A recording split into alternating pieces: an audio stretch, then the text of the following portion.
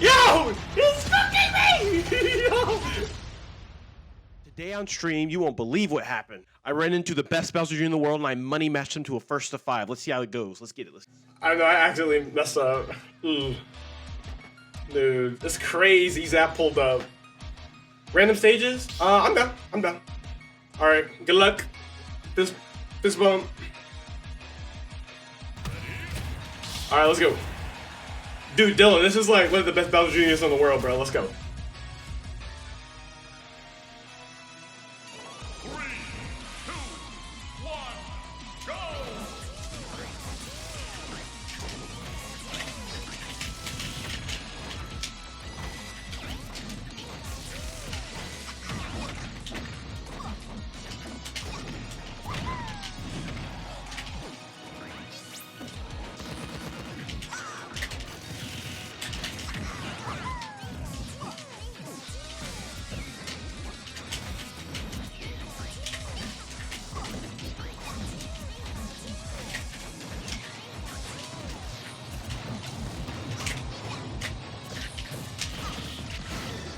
That's good.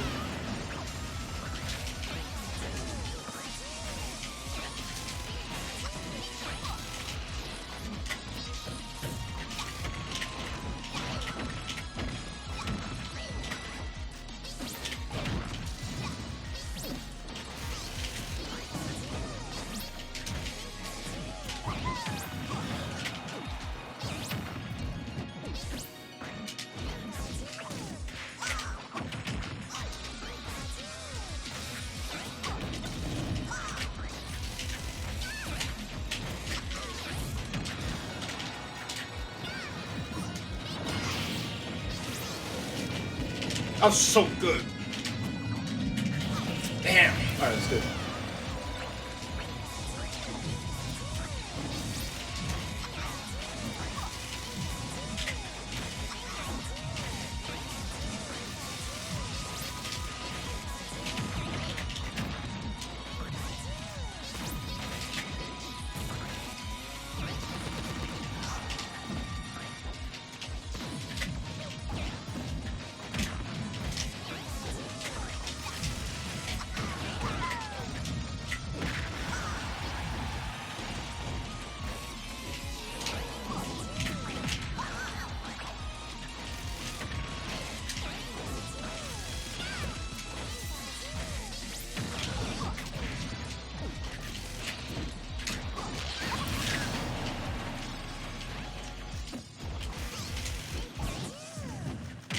Ah, that was raw.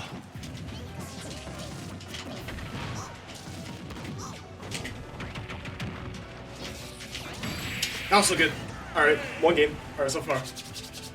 That was not bad, dude. Not bad at all. Not bad at all.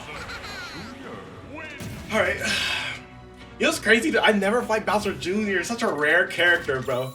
Low-key, in my opinion, I feel like you're probably the best Bowser Jr. in the world, I'm gonna be honest. Yeah, I appreciate it. I appreciate it. I'm realizing some bad things I'm doing, of course, you know.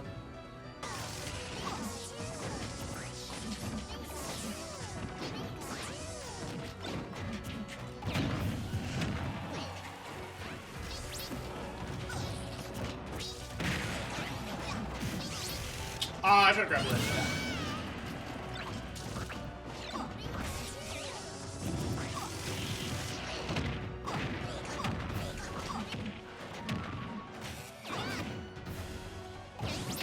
Yo! He's fucking me!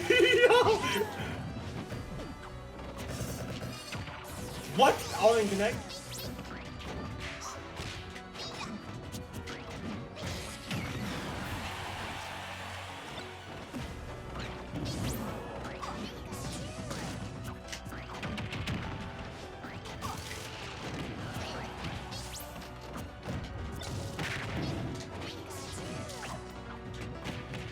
I'm dead.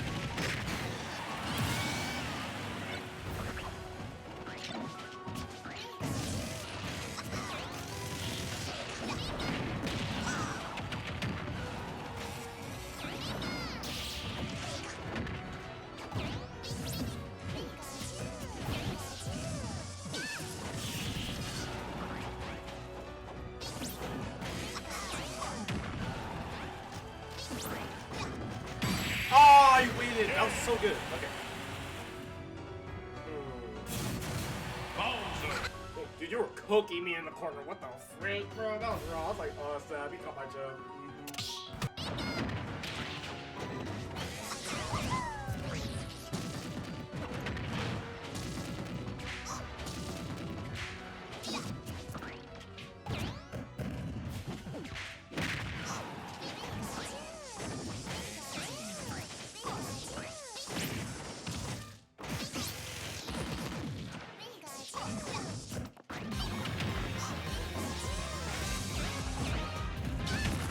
That was so fucking good. Let's go.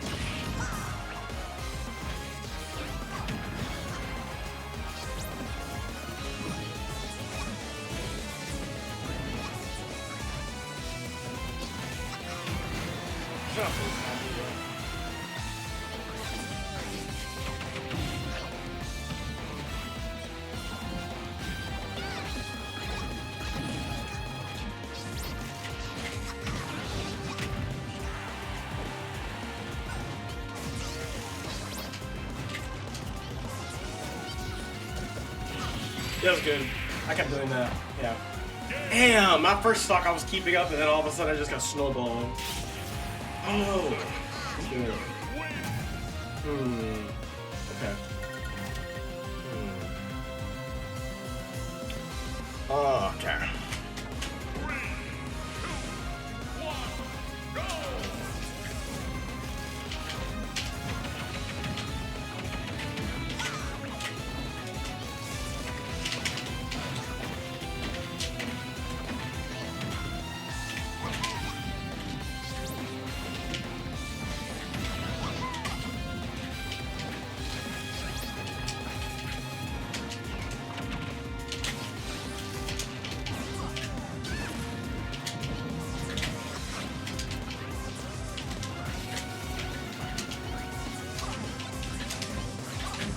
That was really good.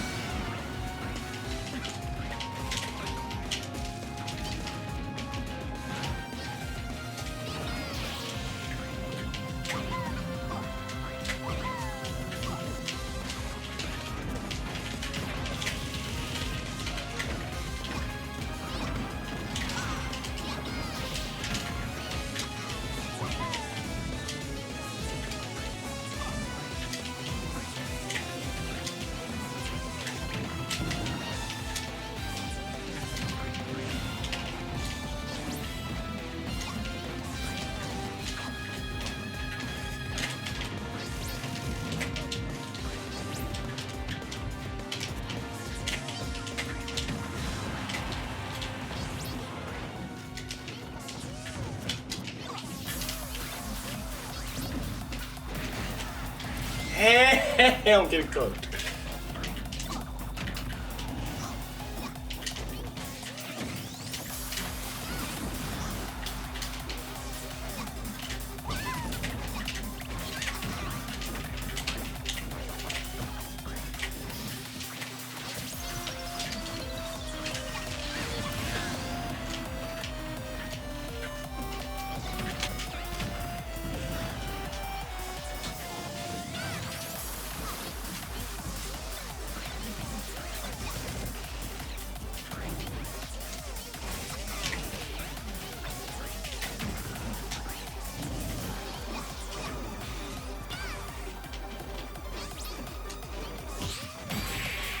Good.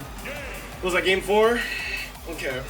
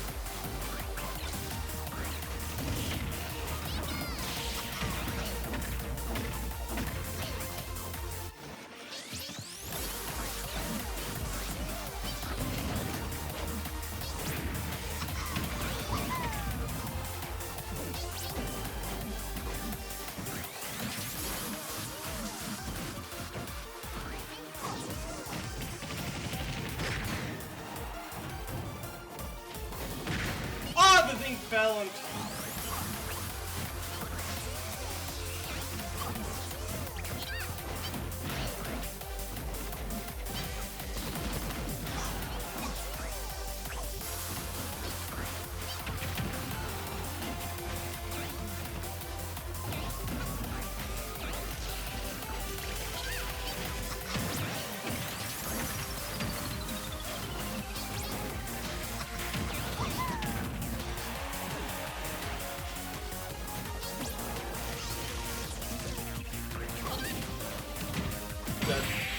Damn, that's so freaking good. All right, send me your Cash App, and also, any advice, because I low-key was doing the best I could, because I kept trying to like hit you for like dashing in with like the card or whatever, and like every time I would, you like jumped it like down at me for it, and I was like, damn. And then I noticed that I kept getting grabbed after you did the down air, so I started like trying to roll out of the way. Want to do double or nothing against my solo Luigi? Double or nothing? I'm sorry, I can't lose 50 bucks. I'd be a brokey. I just didn't know like how to respond to certain things. Like, I'm down to VC right now. Hell yeah. Yo, what's up, dude? What's up?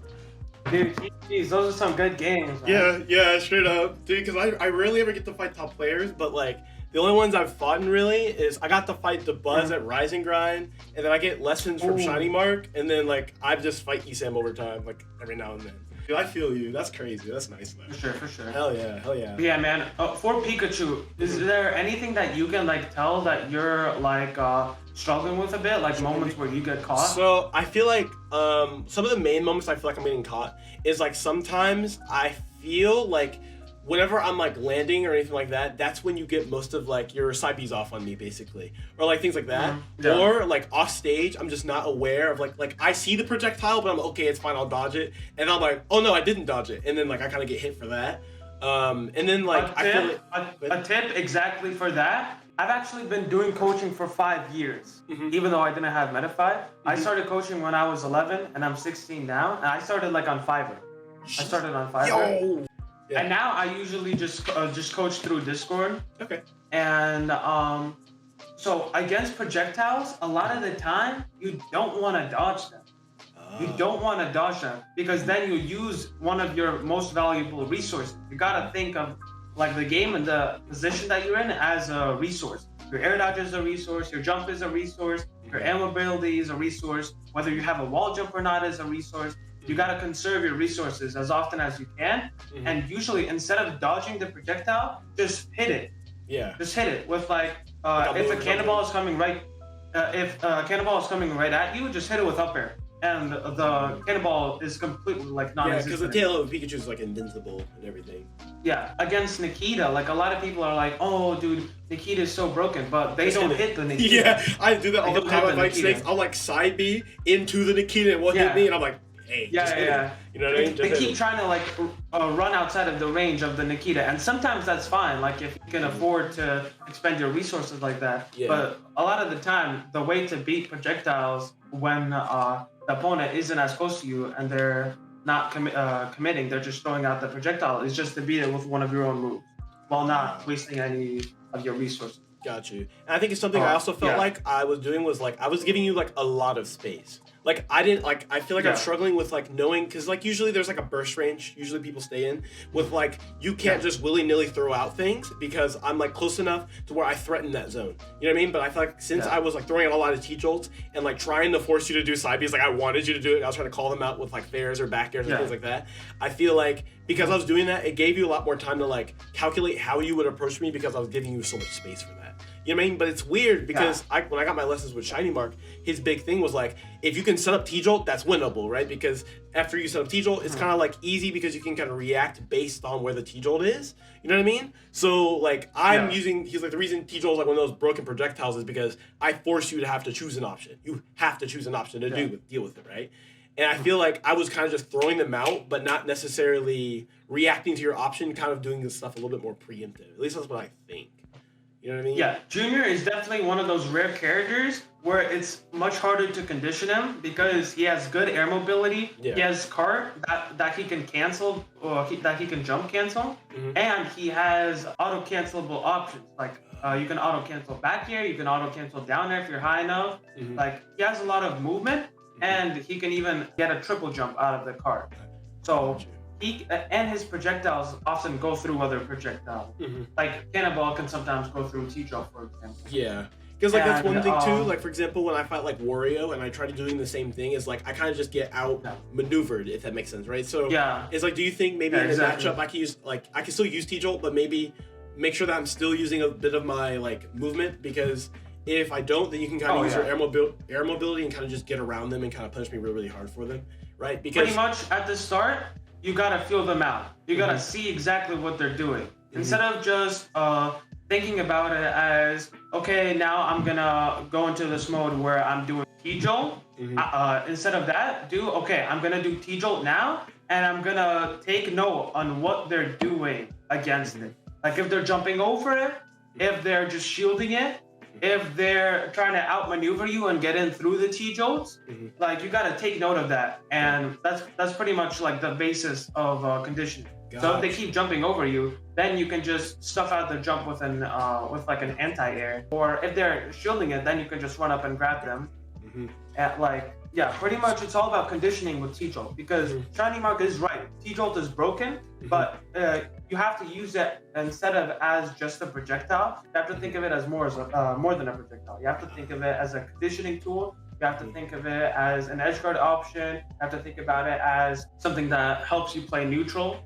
Yeah, you gotta view all the aspects of it, and you have to take note on what they do to counter it, and then use that against them. That makes more sense. Because like even like for example, I guess a situation where that would apply is like I'll throw a T-Jolt off stage, like versus like normal characters, maybe like Falcon or whatever. If I shoot a T-Jolt like down his line of like sight where he might get hit by it and die for it, he'll like recover early for it, right? So like he's forced to like, I'm conditioning you like, hey, you have to go high, and then I hit them for it, right? Yeah. So instead of like and then the second or third time, you're like, okay, he's gonna be expecting T-Jolt. Now I'm gonna cover this option, and he's dead. Exactly. Yeah. And that's smart. That's really, really good. Honestly, that's really good. Honestly, what do you feel like? Was there any like big habits you noticed or anything like that? Was there anything like, oh, like, bro, stop doing that, or like anything like that? I feel like I noticed at the start of the game, at the start of the set, a lot of the time you were fishing for kills either with dash attack or up smash. And at the start, I did get hit of it by a couple up smashes, I remember. But then towards the later end of the set, I adapted because I'm like, okay, so this is what he's looking for when I'm at these higher percents. I just moved around that and then punished you for them every single time. So when you hit the up smashes, you can be like, okay, fine, that's working out, perfectly fine. But the second you see that I'm figuring a way out around it, and I'm like, okay, I understand this range. If I come in at you at a higher percent with down air, you're gonna up smash me and you're gonna win the trade. And then I start doing something else, you're gonna be like, okay, now I have to adjust my playstyle to his playstyle. Got you. So it's more of like paying attention to when like things change, or like when something's not working anymore. Yeah. Because like after I got the up smash, I was like, oh, sick. Because literally after I landed the up smash, I was like, okay, sick. That calls out down air, right? Yeah. So then later on in the multiple games later, you did a down air and I whiffed up smash. I was like, oh my god. I was like, I whiffed it because you were ready for it. You know what I mean? And I think that. And another example is earlier in the set, I remembered, I don't know, maybe like 1 or 2 times, or maybe even 3 times. You dragged me down with neutral air after like a T-Jolt or something, and then you grabbed me, or you started some sort of thing, and then towards the end, I was like, okay, I know he's gonna try to drag me down with nair, so I'm gonna shield it in time and up smash him right after the drag down finish. You remember? Oh, was that when you got the up smash? Yeah. I up smashed right after I finished shielding your nair. Hey. Yeah, it's all about adaptation. Like at like a high to top level play, like you're definitely gonna want to just constantly be thinking about what your opponent is doing and adapting to them. Gotcha. Because instead of just solely focusing on your gameplay, like once you get up there and like the higher ranks, you gotta pay attention to your opponent. Yeah, and like honestly, that brings me to a question: is like, how do I make my bag of tricks big enough to where, oh, if this isn't working, to have to like change that, right? Because sometimes I'm like, okay, well, this isn't working. Well, what am I supposed to change it to? I don't freaking know. You know what I mean? Like, maybe do I just choose not to do that anymore, or like find different ways around that? Like, for example, when you kept hitting like side Bs on me earlier, my thought process in between game was like, okay, maybe I should play a little bit more grounded so that he's not getting these free side Bs, because he's getting hella conversions off of them, right? So I was like, okay, I'll shield more, and then you start grabbing me more, and I was like, well, okay, I don't know. I'm like, maybe I'll react with like an aerial or something, but then that's me like more whiffing things, and like you're kind of forcing me in a situation where I'm like whiffing a move, and because I whiff and Bowser Jr. has really good mobility, you kind of just punish me for that. You know what I mean? So like I don't really know like how to make my bag of tricks like bigger, I guess, in terms. I'm definitely gonna try though, because it's just figuring out like finding your way around each different thing. You know, it's like finding your way around. Right. For a bag of tricks, what I kind of did with Junior and Luigi is literally like, so you're getting coaching with Shiny Mark. That's already amazing. Yeah. I mean, literally just ask him what are all the mix-ups that I can do. Search up VODs of Shiny Mark, Esam when he was like destroying majors, if he was peak, and like top Pikachu's, and like just literally adapt what they're doing. Just be like, oh wow, that's new. Let me try and do that. Yeah. And you know, maybe in training mode, you know, try it a couple of times and doing it in game. Yeah. And dude, you'll be set. Like I know a lot about Pikachu. But you know, the Pikachu like professionals obviously know a lot of bag of tricks. Yeah. Using your crawl for movement is something that like Shiny Mark has been doing lately, just to like lower his Herbox size and like mixing up his up Bs. So like you would think that he's gonna do double forward up B towards you, then he does one forward, one back. There's a lot of stuff. So definitely just keep exploring. It'll all come with experience. Okay. Perfect. And it's crazy that you say that, because literally yesterday I got a lesson with with Esam about like how to make game plans basically, because like I do decent, like for example I went to it was like a B tier in Oklahoma, and I went there. I made top 64. I made top 32, and I was really happy about it because I had to beat Steve to get out, and I had to beat Link to get out, and I like fought a lot of random really good players. But like, and it's crazy though, because like whenever I am playing fast and things like that, like something I'm trying to work on is like moving fast no matter what. And the reason I say that is because like, yes, moving fast is important, but the reason I'm trying to do that is because top players, at least, I mean, you can vouch, I guess, that AL perfectly, is like when you're moving fast, you're still putting thought into every move that you do, right? So like every thought is quick, you know what I mean? So like it's like for me, who's like trying to get to that point, is like at first it's gonna come off as like, oh, you're mashing options. But like the more that you keep mashing is good. Mashing's good. You just gotta mash. You just gotta mash optimal. Optimal mashing. You just gotta make sure that you get the most like bang for your buck, and you get like as much. You become as much of a threat as possible. Got you. Pretty much. Yeah. Okay, like, that makes sense. Obviously, there's moments where you shouldn't be mashing, but you should be camping, like when you have the lead. But in a lot of situations, mashing to like apply shield pressure or mashing to cover as much area off stage. Like a lot of people, like honestly, I would say like lower level players say, "Oh, mashing is bad. You should never mash," because they play slower. Yeah. But you gotta learn how to mash optimally. That makes sense, because like somebody that I fight usually, like in my normal like weeklies and everything, usually like he beats me, but a lot of our sets go game 5, right? And it's hilarious because like during practice when we play, like obviously he's one of those like ragers a little bit, right? And he was like, bro, I'd be like cooking him. I'm talking like he can't hit me, right? And then he's like, bro, you're a fucking masher, bro. I'm like, bro, I'm literally thinking, what are you talking about? Like I'm so lost, you know what I mean? Because I'm like, I'm putting thought into my movements. Even top players say that. You know, Chase the Palutena? Yeah, he's an Omega Ranger, bro. Yeah, he's always like, bro, he's mashing. Yeah. He's mashing better options. Like, obviously, he's just saying in that in the moment. He understands too that, you know. Yeah, can be good. Yeah, it can be good. Yeah. That makes sense. I think that's also a little bit like Esam's amazing, by the way. But the reason I'm saying that is because I feel like to a degree, Esam like Omega masher, right? Like I mean, he's a masher. Like come on, he presses buttons. I think the reason why he has box now. Yeah, exactly. Yeah. Like, exactly, right? And like the thing is like because of the level of experience that he's had over like a span of 16 years, it's hard for me to mash the same way that he does. You know what I mean? Because it's like it all comes with experience, man. Experience is arguably the most important thing. I played with Spargo, I played with MK Leo, I played with Zero. Like people who were like the best of the best of the best. And they all told me experience is key, pretty much. Experience is key, pretty Experience much. is key? Gotcha. Is the key, yeah. Yeah, because I think just going to tournaments or going to weeklies or things like that, like, they definitely help a lot. Yeah. You know what I mean? 100%. Because I'm definitely fighting different players. I'm getting used to different things. And, like, I went to a random weekly. I was like, oh, I haven't come to this in a minute. And I'm like, I made top 8. So I was like, okay, let's go. You know what I mean? It was like, I think it was like 30, 40 people. And I was like, okay, heck yeah. You know what I mean? Like, everyone I played, I kind of destroyed. And then I fought Kazuya and Steve. And I was like, oh, God. Yeah, and then, like, I'm like, but, like, I don't want to use that as an excuse, right? Because fighting Kazuya Steve doesn't mean you auto lose. Like, you can still win. You know what I mean? And honestly, like Kazuya, I would say, well, actually for Steve, I think perfect example with the Steve matchup for me, I used to suck against Steve. I used to hate playing against Steve. Like when he first came out, I was like, dude, this character is so broken. Like I keep losing to him. Yeah. But then I'm like, okay, time to rack up my experience. And so I picked up Steve. He's actually one of my top 5 characters now. I highly recommend if you have good fundamentals to pick up characters to learn how to play against.